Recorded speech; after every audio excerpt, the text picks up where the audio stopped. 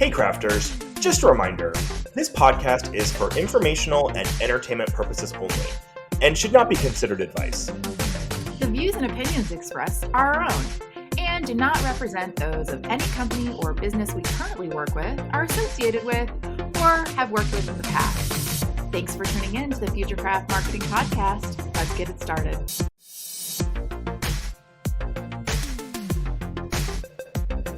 Hey there, welcome to the Futurecraft Marketing Podcast, where we're exploring how AI is changing all things from brand to demand.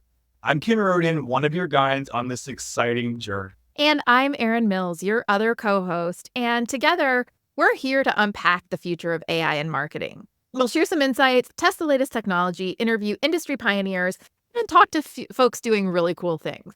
So, Ken, what cool thing have you been doing with Gen AI? Yeah, few episodes we've been talking about ChatGPT or Claude and what's better for what. I've actually been using Claude quite a bit to help refine my messaging. So what I've been doing is actually uploading some persona information, some insights about the target buyer and the industry, and then giving it some topics I want to dive into more around some specific functionality, giving an idea of some messaging, and then thinking like, how can I refine this better to the level of buyer or this industry in the specific industries, and give me three options. And then from there, I can put together something that I'm actually able to use. Because I know that's something people always talk about. Like, okay, can you actually use ChatGPT for things? Yes, you actually can. So are you finding that the quality is getting better as you're evolving your personas, or what's changed? Yeah, I think we have been talking a lot about personas, right? And I think as I'm getting better about putting more quality answers or information into the prompt and being a little bit more specific, I'm getting better answers. And I think I'm asking better questions. I think one thing that I learned from one of our guests was before you ask it a question, tell it to read and absorb the information you've given it. And that was a game changer for me as well. I'm a fan of using Claude for messaging right now. Who knows if that'll change with the algorithm update, but right now I'm good with it. What about you, Erin? What have you been doing with AI? I was really inspired. I think an episode or two ago, you were talking about how you were creating custom GPTs. And so I also created my own. It was a lot easier than I thought it would be to create it, but refining it is where some of the magic comes in. And so what I did was created some of we've been talking about personas. They play into everything that we do, and it's a good starting point. So I actually created a different persona for each one of the folks that we talked to. And I think what's interesting is Nicole Leffer on our first episode had mentioned how she has that really great GPT UR. I use that thing all the time, but this takes it almost another level to incorporate some of the other work that you've done in your personas. So the outputs have been really cool. I think personas is something that we all should be trying to refine, because I do think there's just a lot of good information out there. So I have a little bit of a challenge to our listeners. Try this out. Try using these personas. Try to use ChatGPT or Claude for helping you build personas, and let us know what's working and what isn't. Erin, who do we have to talk to today? It's a great segue because we start with personas to develop your content. We have Tahnee Perry on the show today, who is really an expert at content creation and productivity. Really excited to have that conversation and learn a little bit more about how to optimize and create more content workflows within your existing teams. That's great. I really love her newsletter. Is it From Zero to Unicorn, I think? Oh, that's right. That's right. It's great. We'll be right back with that in just a minute. Welcome and buckle up for another Futurecraft Marketing Podcast interview where we dive deep into AI and marketing. Today, we have the privilege of being joined by Tahnee Perry, a trailblazer and leader in AI and marketing, and the author of one of my favorite resources, Zero to Unicorn. You guys should all check it out. Tahnee is a leading expert in AI-powered marketing. She helps businesses harness the power of AI to transform their marketing strategies. Tahnee has presented at major industry events and contributed to publications like Forbes and Medium. With over a decade of experience at the forefront of digital marketing innovation, Tahnee is passionate about helping marketers stay ahead of the curve in an increasingly AI-driven world, which is exactly what we are about here at Futurecraft Marketing. Tahnee, thank you so much for joining us. Thank you so much for having me. Let's start off with something that's really top of mind for many marketers, limited resources. It's an omnipresent topic, especially in today's economic climate. many teams are feeling like AI might be out of reach. Can you debunk some of the myths and share some practical ways AI tools can be leveraged to build a marketing strategy? Yeah, I think AI has never been more accessible than it is today. And I think that's what's so great, especially for marketers, because the barrier to entry for using some of these tools and taking an advantage of AI in your work is really easy. So I think most people have experienced AI with the new large language models that are out there, like ChatGPT and Google's Gemini, and they have free versions, and even the pro tiers are fairly affordable. And I think there's no excuse now to not experiment and to not use these as part of your day-to-day.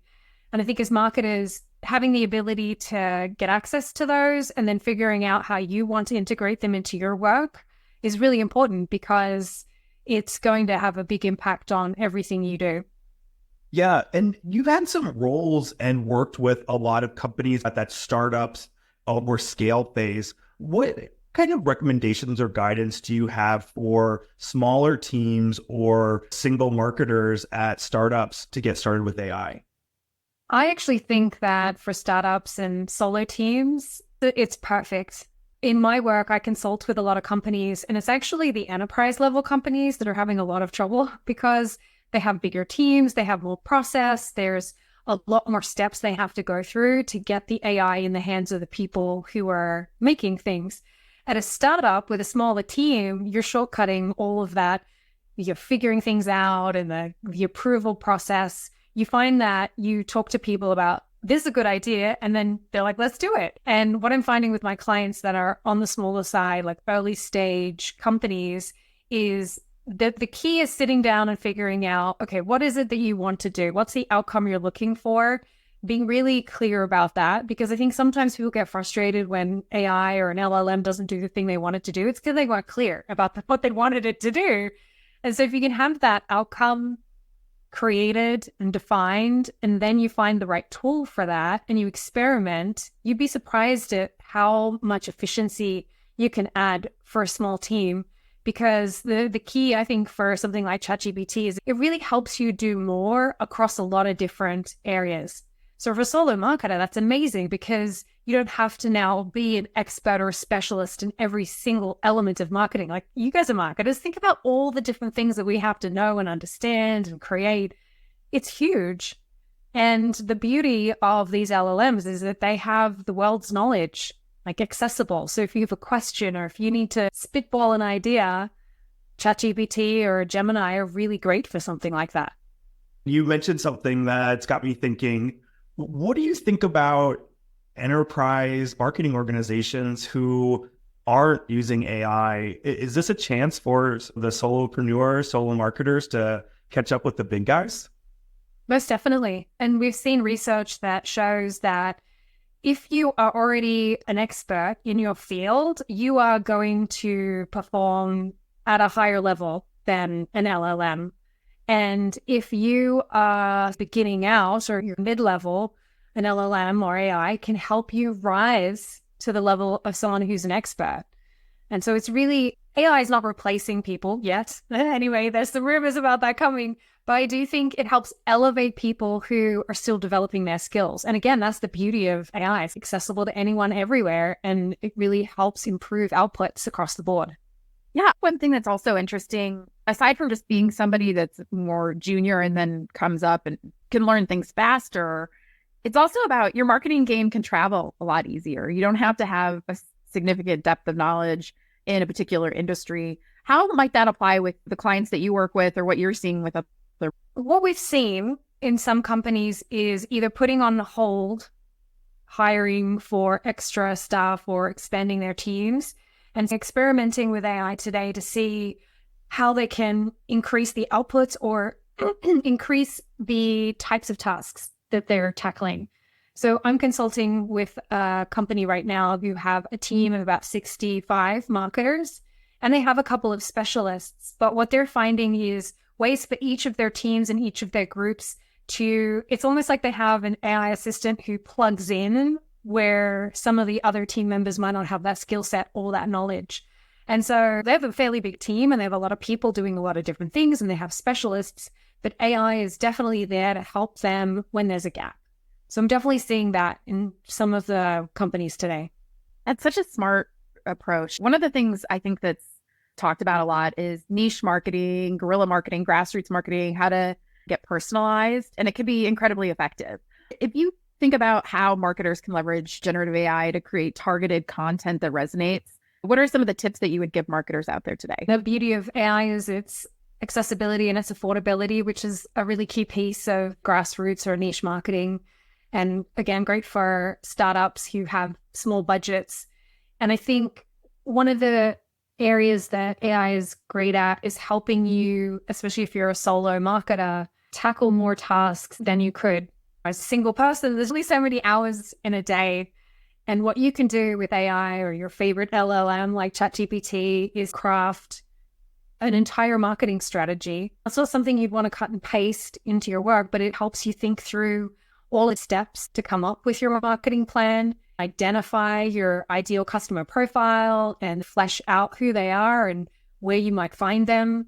And then you can identify what are the areas that I can tackle now affordably that's going to make a connection and raise the awareness of my solution over someone else's solution.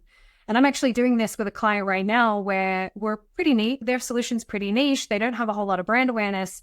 And what we do as a team is sit down and say, okay, who are we and what do we stand for and what is the product itself? And then I can go away and collaborate with ChatGPT and say, okay, help me come up with some programs that are easy and quick and don't cost a lot. And then it gives me a list of 10 or 20, however many I ask for. And then I can look at that list and say, okay, these 3 are actually good. Because everything you get out isn't going to be amazing. We know that a lot of the stuff that returns back is subpar, but there's going to be maybe one great idea that you didn't think of. And then you can integrate that back into the plan or the marketing campaign, whatever it is you're building. And you'll find you'll get so much more and you get more momentum from using AI as your partner, especially when it's grassroots, than if you don't use it at all. That's really interesting. And I have an idea what you might say to this with your copy and paste comment, but what are some of the pitfalls that people or common mistakes that people are making and how can they avoid them? There are definitely a few. And the first one you've already mentioned, I would never cut and paste anything that you get out of a machine because it's going to be very generic. You can get ideas and it can prompt you in the right direction, but you want to add your own personal touch, whatever it is you're creating, whether it's a strategy brief, a blog post, a social caption. It's always better when you take an idea from the AI output and then you personalize it. The second thing is I would always check your facts because LLMs are known for hallucinating and you never really know if what it's telling you is true. And some of the LLMs are really bad at providing a source. And so you're going to have to dig a little bit to make sure that what you're saying is correct. And there's definitely some examples out there where people have gotten in a bit of trouble for citing things like legal cases. And so I just, check your facts. And then the second is just be aware that anything that you put into the majority of these tools is not private. And so if you have personally identifiable information for your company and you upload it in a CSV file, then that most likely will go into the training model and it could come back out anywhere else. And so there are cases where you can sign up for a tool or an enterprise program where you're in a walled garden. But if you were using the free versions of any of these tools, all of your inputs go back into the training model and can come out somewhere else that you're not aware of. I really think that last point's really important, right? Whatever you input, it's not yours. Be very mindful, people listening, not to do that. Broadening a little bit more to just content strategy in general. You mentioned before in your newsletter about using ChatGPT or generative AI to 10x your content production. What are some of the tools like ChatGPT or using other things to help with that content creation or other stages of that journey? I love tools. And one of the things that I spend quite a bit of my time on is experimenting with all of the new platforms and tools that are coming out. The MarTech annual report was just released last week, and they stated now there's 14,000 plus marketing tools available today, which just blows my mind. That is so many. It's more than we could ever go through and assess. But that said, there are some that rise to the top. And so I'm always keeping my eye on what other people are using and recommending, piques my interest. I'll do my form of research where I'll look at G2 reviews. I'll check if there are valid use cases, if they have a founding team. Because you'll notice like someone will launch a platform and there's not a whole lot of information about it. You're not really sure if it works. There's just some cues I think you can keep an eye on. Is this really a quality tool or not? And so that's the process I go through to select them. And then when I've done that and I think it's worth my time, I'll go in, sign up for an account, either pay for the pro tier or use the free trial. And then if I get value out of it, it gets integrated into my day-to-day. So I have a couple that I wanted to share. GPT-4 is my all-rounder. I test GPT-4, Gemini, and Claude on a regular basis. And sometimes I'll go check out Copilot and see if it's getting better, but I haven't had as good results with that. And GPT-4 consistently performs the best at the widest variety of tasks. It can read images, it can surf the internet, it can analyze data.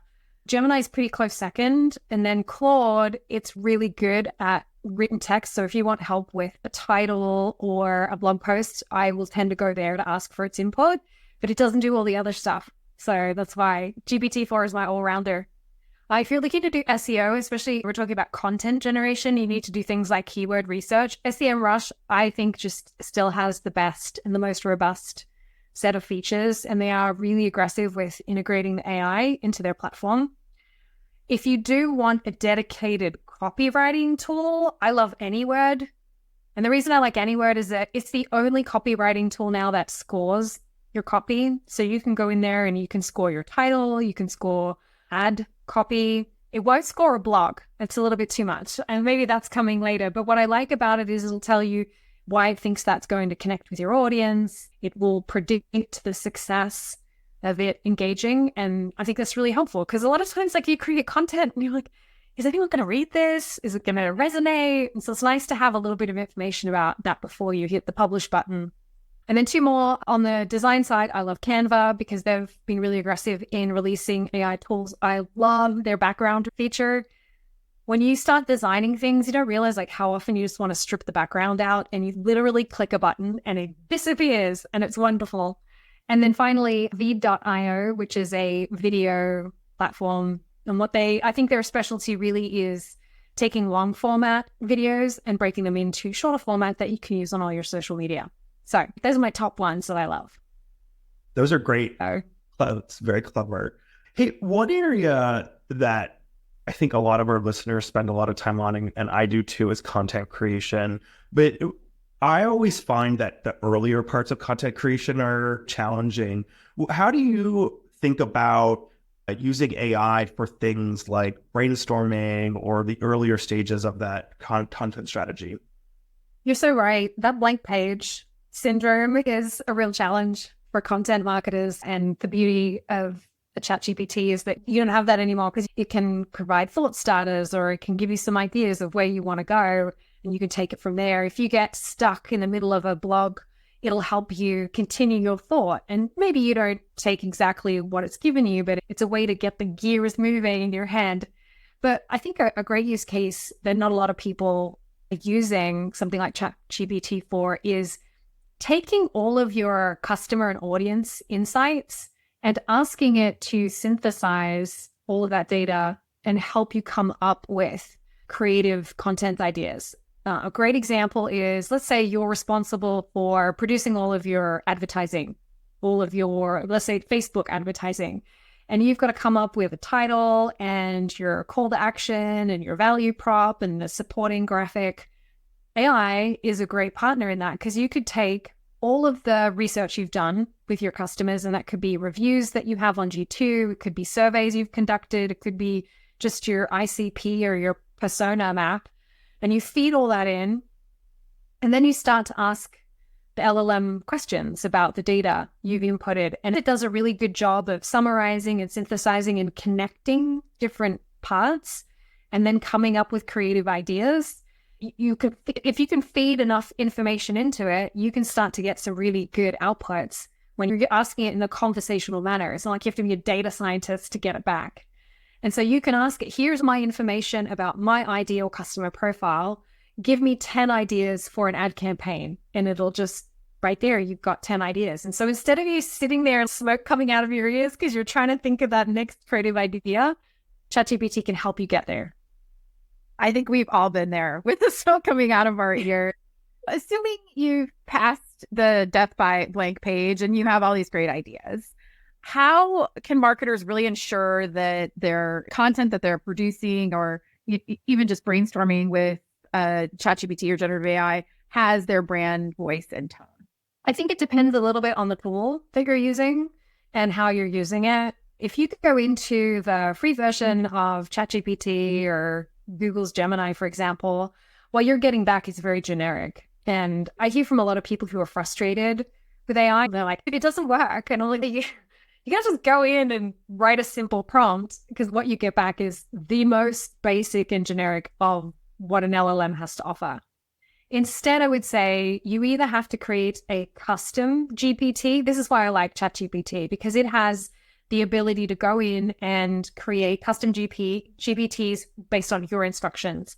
So I have a whole set of clients, and they're all a little bit different. They have different value props, different customers, different brand and style guides. And what I've done is I've created a custom GPT for each of them, and they need different things. So one of my clients does they're like an e-commerce brand, and they need a lot of Shopify product descriptions. So in their custom GPT, I have a template of what I want a product description to look like. And I lay it out word for word. Here's how it should sound, tone, style, format, headings, information that you need to include. And then when I sit down and they have a new product they want to launch, all I need is bullet points. And I'll sit down with the founder and she'll give me 3 things, like the color, the style, what it's made of. And I'll plug that into ChatGPT, and then I get a full page's worth of beautifully written product description. If I'd have just put that in without having tuned the LLM first, I don't think I would be happy with it.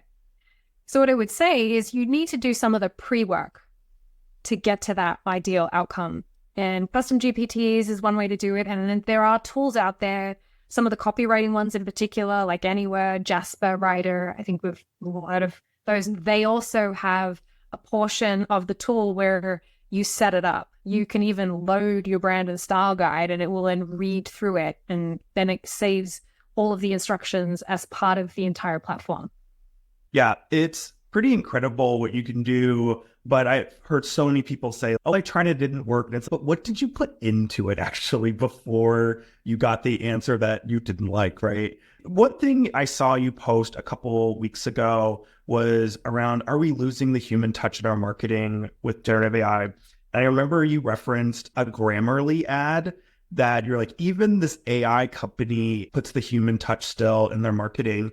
And what I'm curious about is like, how can marketers use AI to help with their writing and content creation, but still keep that human element in their brand voice? It's a great question, and I think something we'll probably be debating forever. Conversations with copywriters and content creators, and I'd say 99% of them agree that what you get from Gen AI is not as good as what they can write. But they're also specialists in their field. And the research has shown that if you are a specialist and you're really good at your job, AI is never going to be as good as you. I think where AI really excels is if you're maybe an amateur or English is your second language. And AI can be really helpful for you because it can bring you closer up to a professional level of rating. That said, I'd never argue that you should cut and paste out of ChatGPT or Gemini. It's not you. And then so it's not human. And I think Grammarly was a beautiful example because you could tell all of the taglines that were really clever, they were on point, they showed off the value prop, but in a really short, catchy way. In my experience, when I've asked ChatGPT to give me something great for an ad, it never does. I'm usually like, oh man, that's so cheesy. It's like cringeworthy. But usually I get an idea from the list of 10 things it's given me that I can then riff on myself. So the partnership and not a replacement. And I think that's how you keep the human element, is by using AI for the elements of your work process that are frustrating and boring and not helpful, and making sure you inject you into the areas where AI is not good, which is creativity, originality, authenticity. And there'll always be a place for that, I think. Yeah, I think so too. I'm curious to get your thoughts about existing content development process for a lot of these companies, and how do we incorporate these tools without disrupting the workflow? Obviously, we can get some efficiencies, but would love to get your thoughts. I think it depends on the size of a team. If you're a solo marketer or like a freelance copywriter, it's really easy to integrate these things into the parts of your workflow that make sense for you, because you can just decide, like, I'm going to do it for this or I'm not going to do it for that. But for the bigger teams, it's something you have to sit down and plot out.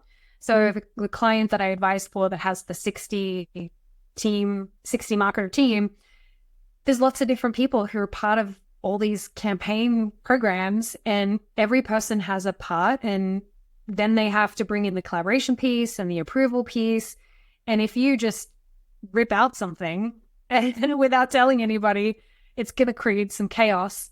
So my recommendation is that you sit down and you figure out what are the use cases that you want for AI, and then plot them out and compare them to what you're doing today, and then come up with a change management plan, because you'll need to say, here's where we're going to start to integrate it, and here's where we're not.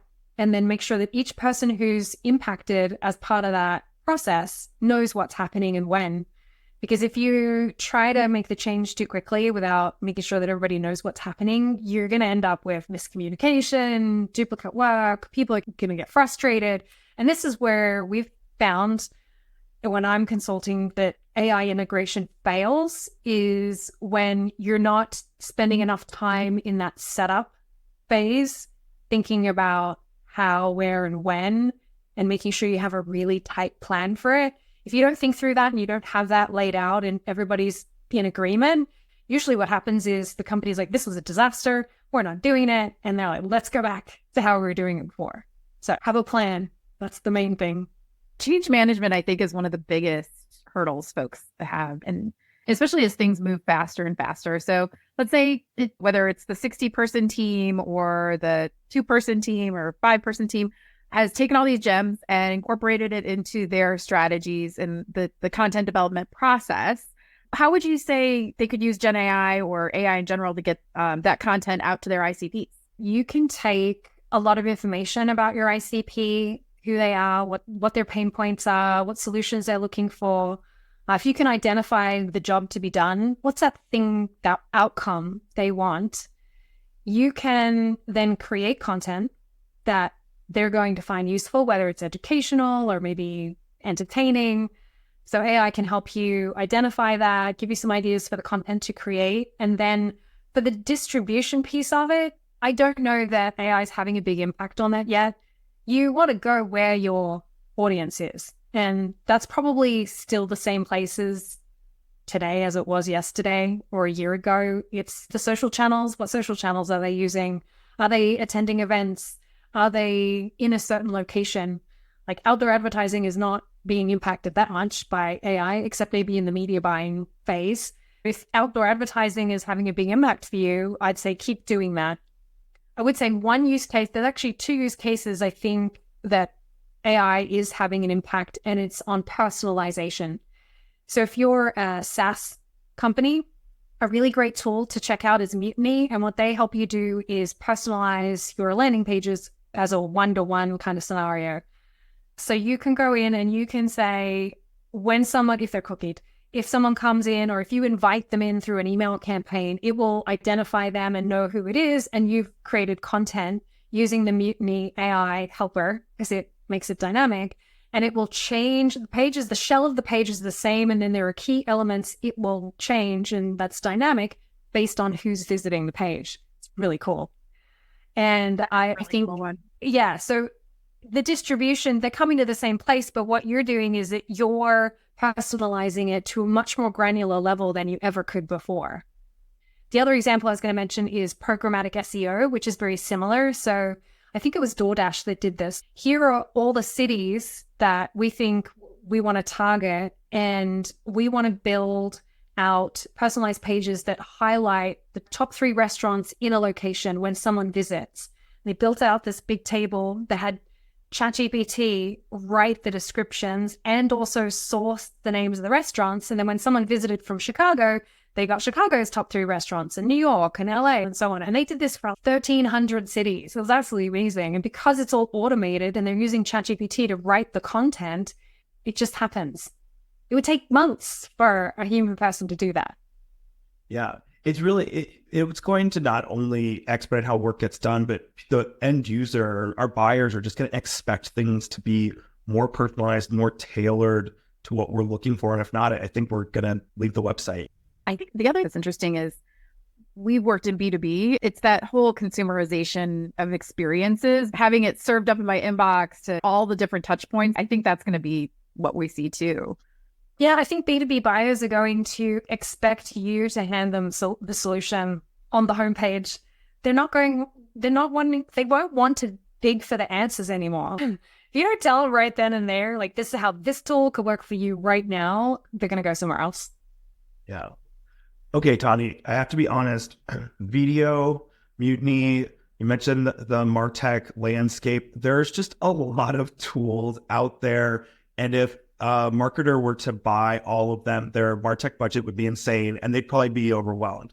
So what advice could you give to someone in how to think about a criteria for making a decision to actually purchase a tool? And can you share your thoughts on that? And what shouldn't they spend their time on?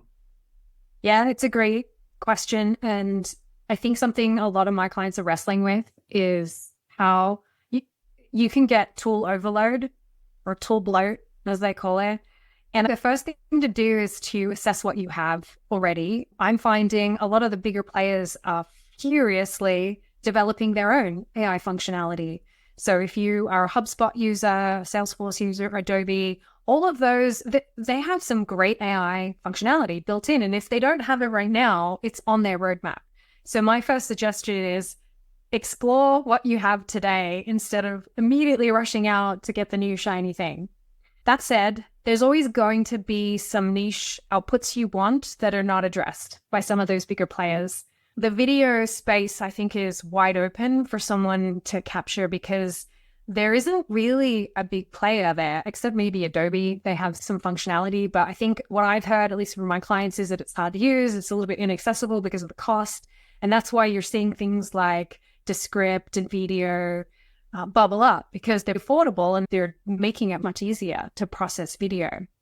So first step is assess what you have. The second is, if there is a gap, identify what the gap is and what kind of outcome you want.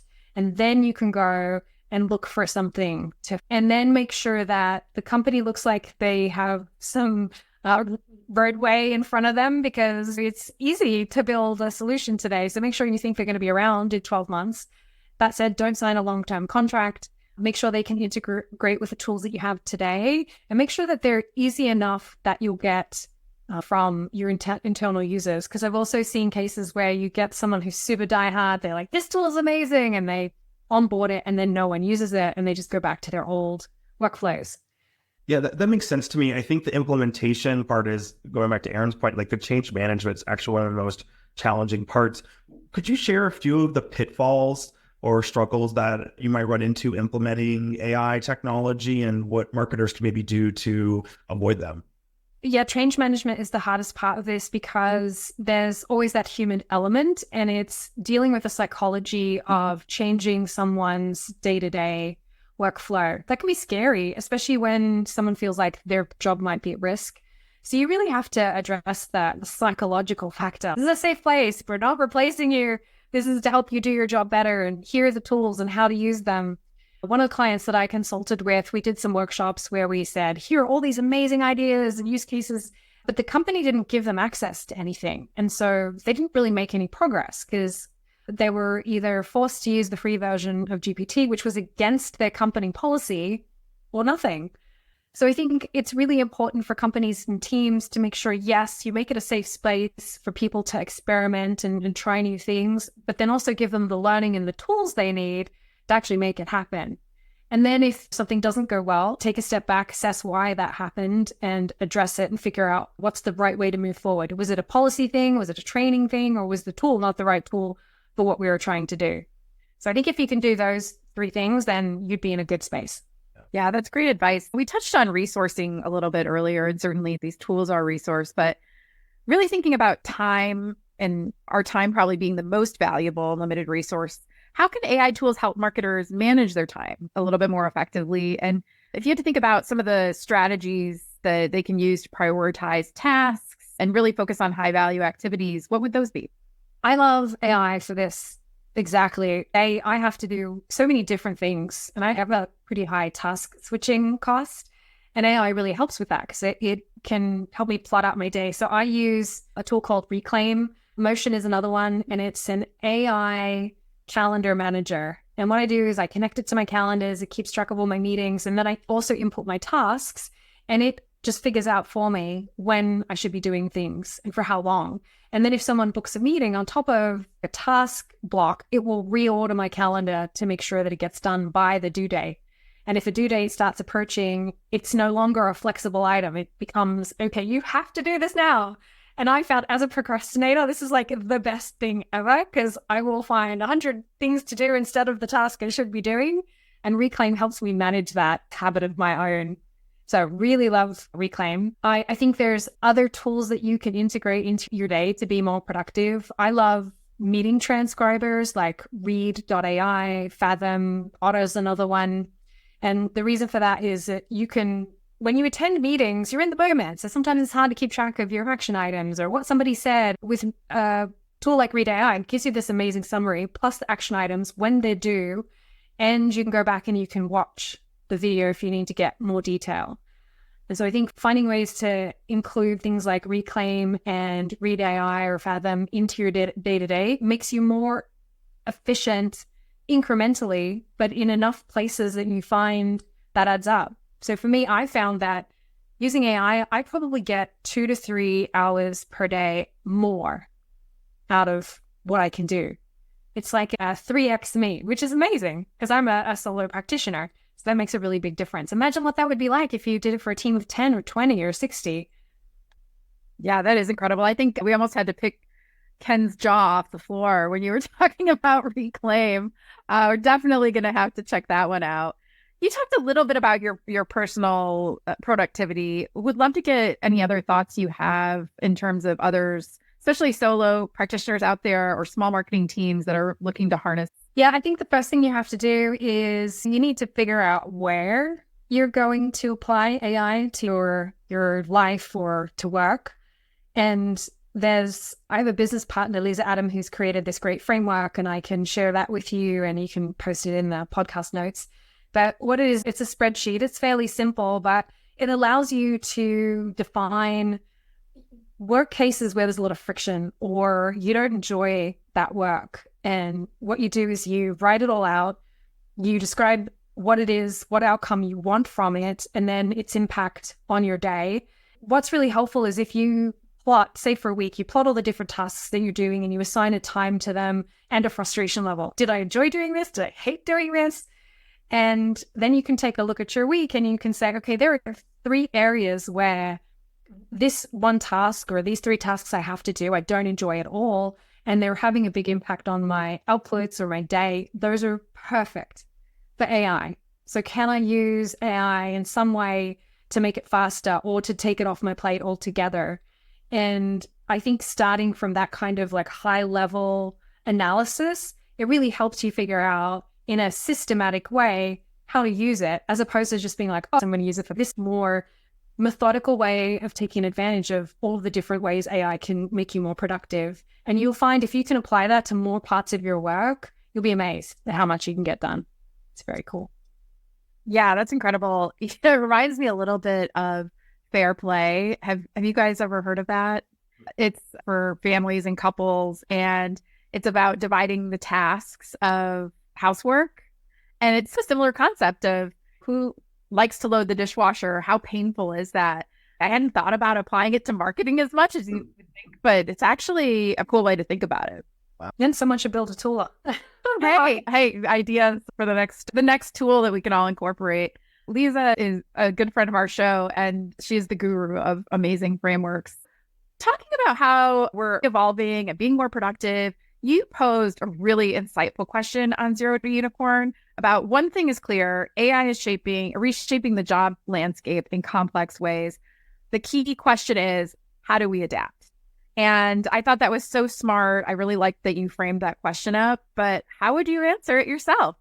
It's a great question. I think that it's an evolving topic because AI is changing every day and it's changing really fast. And when I talk to my fellow marketers, what I hear a lot is, I feel like I'm falling behind. So I follow an AI expert called Ethan Mollick. He is a Wharton professor and the author of One Useful Thing. And he's a quirky guy. So he has some interesting things that he thinks about, and then he writes articles. And so I follow him religiously because he's one of those thought leaders in the space. And he conducted a study with BCG Consulting. They took a group of consultants and they gave them AI as a collaborator. Then they gave a set who did not get AI, and they gave them 18 tasks to complete in a certain amount of time. And what they found is that the consultants using AI outperformed those not using AI by 46%. It was a huge difference. But there was a nuance to this study that I found really interesting. The consultants who handed over the tasks to AI without checking or collaborating performed worse than the ones with AI and the ones without. And what that said to me is that humans who collaborate and keep their hands on the wheel and are paying attention are always going to be valuable resources to their company. People who sit back and are like, I'm just going to let the AI do it, are not, because their outputs won't be as good. And I know there's some talk in the industry of AI replacing us, and then we need to figure out like what we're going to do with ourselves for the rest of time. We're not there yet. So I would say that the one thing you can do to adapt is to make sure that you understand how to use AI, you understand where it works, where it doesn't work, and that you're experimenting with it every day. Because if you don't, you're going to get to a point where you're going to just be so far behind, it's going to take way too long for you to catch up. So lean in now, because now's the time, because no one knows what's happening. So this is the perfect opportunity to be one of the people who's figuring it out as it evolves.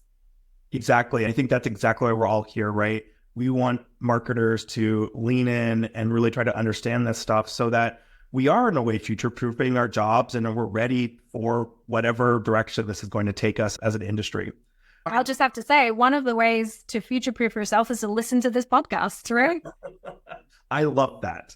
We'll be using that as a sound clip. I'm sure that's why you picked the name, right? Yeah, that's exactly right. That's exactly it. So this conversation's been awesome, but I know we have to let you go, but I just have some quick hit questions for you because at FutureCraft Marketing, we're all about practical tips and tricks. So I'm going to ask you a few questions and just give me your quick answers, okay?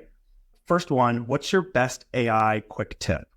My best AI quick tip is to sign up for the pro version of whatever tool you're using, because the pro version is always a better model. And so if you're using ChatGPT, sign up for GPT-4. If it's Gemini, get their pro plan, etc. What is your best prompt, workflow, or GPT? It's really simple. Write this in plain English. That's a good one. That's so good. ChatGPT in particular, you ask it to write something that's flowery and it gives you like 5 paragraphs and it's like way too many adjectives. When you say plain English, it writes back to you like a human. It's amazing. That's a great one. What is your best tip for keeping up with all of the news about AI and marketing? Well, subscribing to my newsletter, of course, Yes. Zero to Unicorn. 100%. Shameless plug there. I would say follow all of the thought leaders in AI, depending on what field you're in or your specialty. There's tons of people who focus on different elements of marketing. There's people into design, into video, into copywriting. Find out who they are and follow them, because those are the ones that are like passionate and they're going to be the ones that you'll learn from the most. Okay, and last one. What technology should our listeners check out that they may not know about now? Yeah, I'm going to list 3 that I haven't talked about. The first is if you're into localization or translation, check out SmartCat, because they have, I think, a really great model where they use machine translation, but they pair it with real human translators. So again, that's my entire philosophy, is like humans and AI together. So if you need to localize or translate, that's a great tool. Hey Jen, if you want to experiment with AI avatars, so you can create an avatar of yourself, or you can use one of their pre-built ones. So if you need to create case studies, or if you're doing an SDR outreach, your SDRs can use it. And we know video works a lot better than just written. So that's a good one. And finally, Taplio is a newer social media management tool that is leaning really heavily into AI functionality. So they help you manage all of your content creation, your distribution. They have an AI writer. They help you source. And they also have this really cool hook generator that helps you come up with ideas for better hooks. And so I've been using that myself, and it's working really well. Those were all great. I'm going to try all of them. I know I'm contradicting what I said earlier. I will end up trying all of them. I know we said don't run out and sign up for 100 different tools, but I can't help it. I love all these tools because they all do different things, and some of them are really great. So I probably use at least 50 tools a week. It's mad. I'm the same. Even building this podcast, our tech stack probably rivals some of the companies that we've worked for in the past. Oh, it's insane. Thank you so much, Tahnee, for joining us. I have learned so much. It really was so insightful to not just hear about the tech, but actually how do we implement this and how should we think about scaling AI into our businesses? So this has been really valuable for me, and I'm sure valuable to our listeners. Thanks so much. Erin, what'd you think? It was awesome. I love the idea of 10xing the content production. I think that we all struggle with is how do we create quality content, not just quantity. And I think Tahnee had some really great ideas on how to both solve for the quantity aspect, but maintain high quality and a personalized touch. But I also am definitely checking out Reclaim, keep expanding the tech stack. But what about you?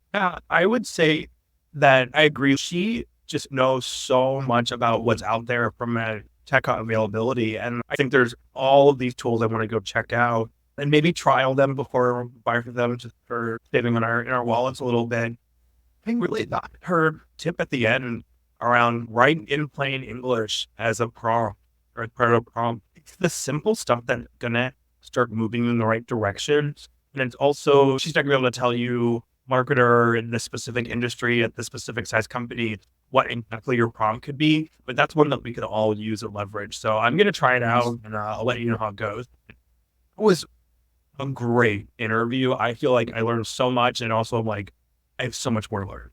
Yeah, I think that's the other thing. Talking to these folks that have so much experience and are diving in every day as a main focus of what they're doing, and just being able to take those little nuggets that really apply to any industry or any level of marketing is really cool. I think it's like coming together for me now. We've done a few episodes. I think we're starting to see, hey, there's actually a community out there of people who are really passionate about this like we are. And it's just been really awesome to get to know all these people. Yeah. And I think Tahnee had some really cool, she tells us about a lot of cool tools, but we had another one that you're going to talk about today. What are you going to talk about? I'm going to talk about Opus Clips. And Opus Clips is a tool that is near and dear to my heart, because what it does is it will take video, edit it down for you into small clips, caption it, optimize it with headline, as well as transcribe it, and give it a score on how viral it could go based on the words that were used, the voiceover, the quality of the videos. So it really cuts down on that. Hey, I did a webinar or I did an interview. I need to place this stuff down. Opus Clips does it for you. Wow, that sounds really fun. So on a scale of 1 to 10. I'm going to go a 9. Whoa. So I did the free version. You get a certain number of credits, and I was able to create 25 clips in about 30 minutes with no editing, just processing and setting up a few parameters. I can add brand elements. I can add specific fonts we want to use for enterprise organizations. If your brand's important, you can really do. Then switch to the paid version. I can set clips for 30 seconds, 3 minutes, 6 minutes. So then I've got content for Instagram, I've got content for YouTube, as well as YouTube Short, and then I can do Vimeo and I can do TikTok. Wow. This could be maybe 2 hours to do one podcast video. So I'm saying that it's saving me a ton of time. Is it perfect? No, but nothing's perfect. Impressive. That's it for today. Great. Really excited to check Opus out. And thank you again, Tahnee Perry, for joining us. And thank you, listeners, for joining us on this journey into AI and marketing. Until next time, let's keep crafting the future of marketing together.